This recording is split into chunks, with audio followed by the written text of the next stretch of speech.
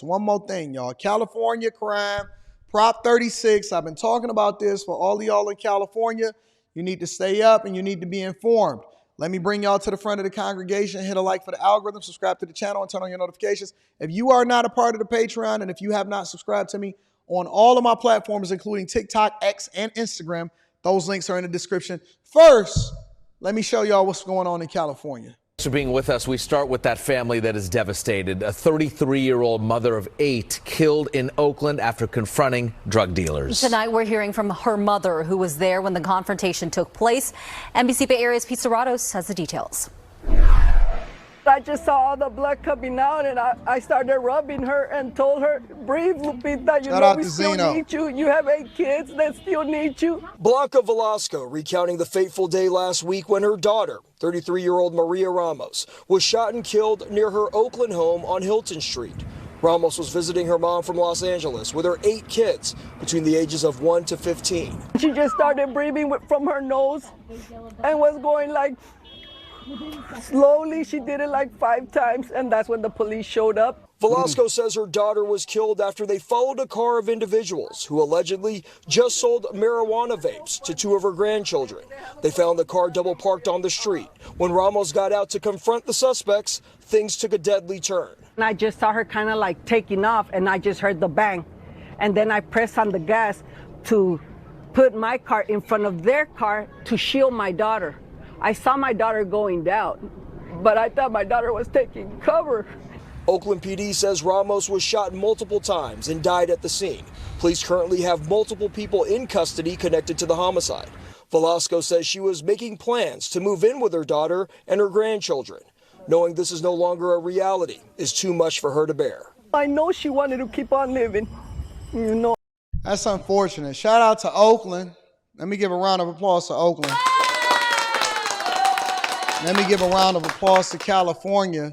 Let me give a round of applause to the criminals that's just chilling on the street selling vapes to grandchildren. Let me give a round of applause to the mother of 8 that then died as a result of confronting these people, and they just shot her, bang, bang, let her go. It's the reality that the people over there in California is living in. And then the homeless people, they going through it too. Gavin Newsom decided that he wanted to put his bid in for 2028. Take a look. All right, neighbors on edge after a deadly shooting in Oakland this afternoon. And it happened in an area notorious for a large homeless encampment that was taken down over a year ago. Residents say the area has improved since then. And new tonight, KTVU's Amber Lee live for us in Oakland. But Amber, after this shooting, there is new concern. There is some anxiousness. Neighbors tell me criminal activity and violence have dropped off in the past year. Still, they hope that this homicide is not a sign of things to come. At Soundwave Studios on Wood Street in West Oakland, artists making music, unaware of a homicide that took place nearby on Tuesday afternoon. Hey, look at the background. Look at the background. I want to show y'all something real quick. You know, we pay attention to we don't just look at pretty women, we also look at our context clues and everything. Music, unaware of a homicide that took place nearby on. Look at the background, y'all.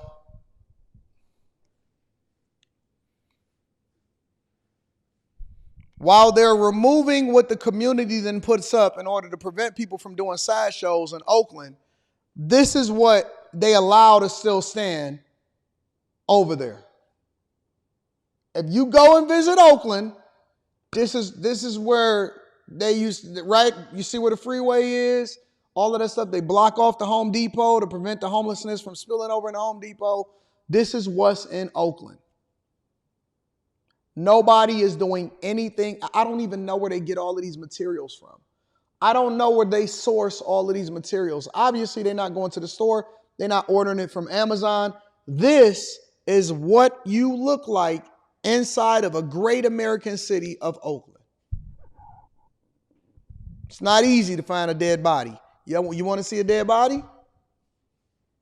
On Tuesday afternoon. It's definitely a tragedy. Prayers up to, the families. Police say just after 3:45 p.m., officers responded to a shooting and found a gun. Look at this. Shot victim seated in the back of a vehicle. Despite life-saving measures, the person died at the scene. Authorities have not released any information about the victim, but homeless people in the area tell me they know him as Will and that he had lived on the street for years. Neighbors are concerned. It's a little close to home, you know, it's right around the corner. Ken Mooney has worked in the area for 20 years. He says the neighborhood had been plagued with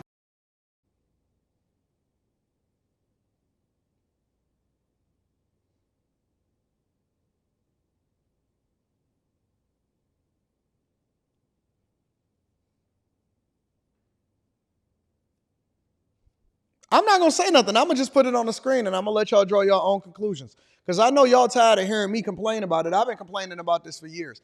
I've been complaining about it and I don't even live there. I've been complaining about this for years. Years. Look at that place, man. Look at it. What is this, Brazil? Welcome to Brazil, like Vin Diesel said in Fast and Furious. Criminal activity. We were hit hard by just a lot of the negativity brought. I mean, they were stealing cars and they had chop shops in the back of the property over there. And gunshots. Neighbors say the city of Oakland's and Caltrans removal and cleanup of the large homeless encampment on Wood Street in 2023 made the area cleaner and reduced criminal activity. We were in the center of a giant camp, and now we're sort of on the edge of it. Alan Lucchese, the owner of Soundwave Studios, tells me Wood Street has been repaved and it appears there are fewer homeless people. Still, he and others say problems associated with the homeless persist. Other parts of the city, they got pushed down here, and so now there's a concentration, and so now it needs to be worked on. We need to work on it. Now there are questions about this homicide. Hopefully this is just something, that's not a pattern, and I feel sorry for the victim and the families. I mean, you always think of the human tragedy. Everybody that's over there in Oakland be looking dirty as hell. But anyway, so now Democrats are at the opposition of Prop 46 or the repealing of, or I'm not sure if it was Prop 46 or 36 or 47, but basically it was a measure that was passed that basically allowed for criminals to continue to do what they wanted to do inside of California that was sponsored by Democrats, including Gavin Newsom. And so residents of California have become so disgusted with the fact that it's becoming a criminal stronghold that they want to remove it and then replace it with stricter laws that hold people accountable for what they do, but they receive an opposition from their elected leaders. It's insane. The debate over a controversial proposition is pitting San Jose's mayor against Governor Newsom. Prop 36 would roll back some of the key provisions from another controversial law, which is Prop 47, which changed many felonies into misdemeanors. All right, listen. I'm going to just admire in silence since y'all don't want me to be distracted as much anymore. But I'm with it. You see it. Yeah, supporters of Prop 36 say those changes went too far and gave many criminals a free pass. The mayor actually supports it, but the governor does not. NBC's Robert Honda joins us from the Santa Clara County Jail. Supporters and opponents of Prop 36 are fighting over this move to work over Prop 47 with dueling images: overcrowded jails and prisons versus sometimes violent retail crime.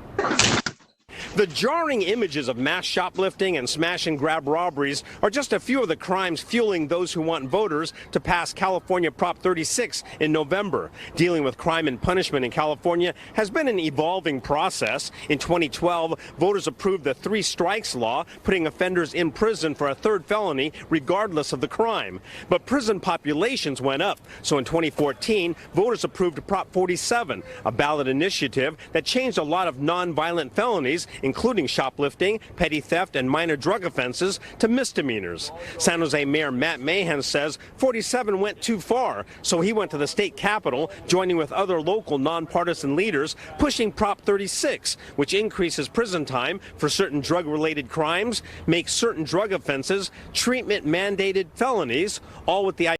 Look at that. Did y'all see them people running out? Crimes. Hey, my man got on the Jordans, too. Make certain drug offenses treatment-mandated felonies.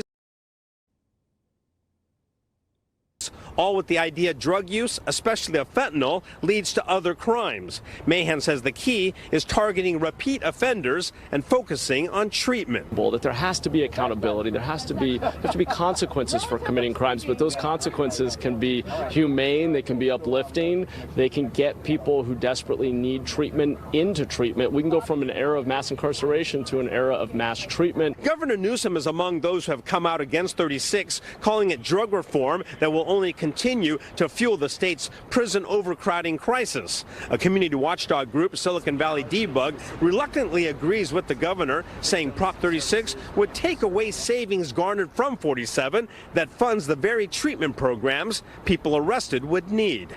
Isn't it funny how we have an example over in California with Prop 47 that basically took funding away from police officers, and they did the very thing that y'all try to exemplify to me and say, well, Anton, shouldn't we have some more community resource officers and get to the core root of the problem?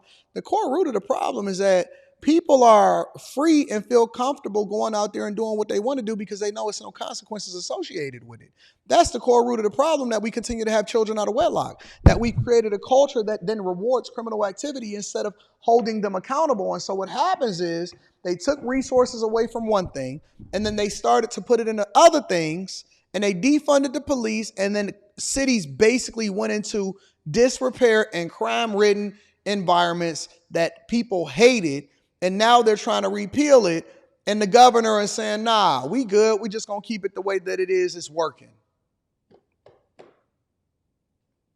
The real issues that our community needs, particularly here in San Jose and Silicon Valley, is housing, is economic opportunities, is mental health treatments, is substance use treatments.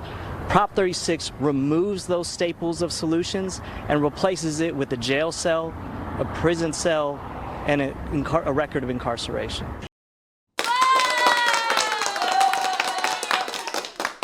I'm with it. Fuck it. Build more prisons, lock these monsters up, hold them accountable, and hold their parents accountable too. That's all I'm saying. I'm tired. I'm tired of hearing about people suffering over in California and not doing what they're supposed to do.